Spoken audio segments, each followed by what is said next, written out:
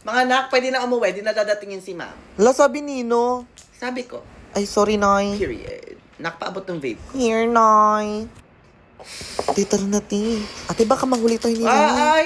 Saan ka pupunta? Sabi ko sa'yo, eh. Di ba cleaners ka? Yes, Nay. Maglinis ka muna bago ka umawra.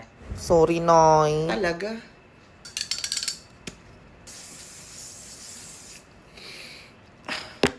Period. Mga anak, pumila nga kayo dito. Yes, Nay. Kulang ka sa blush on eh. Paano kayo aawrahan ng mga boys kung di putok yung mga blush on nyo, ha? Thanks, Nay. Period. Nay. Yes, na. Pengi pa masahe, Nay. Naku, pamasahe lang pala. Oh, pwede na ba yan? Nay, pengi na din pang O samgyup. sige, ramin mo na lang tong credit card ko. Thanks, Nay. Period.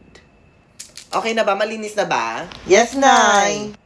Period. Go na. Pwede na kayo umuwi, guys. Bye, Nay.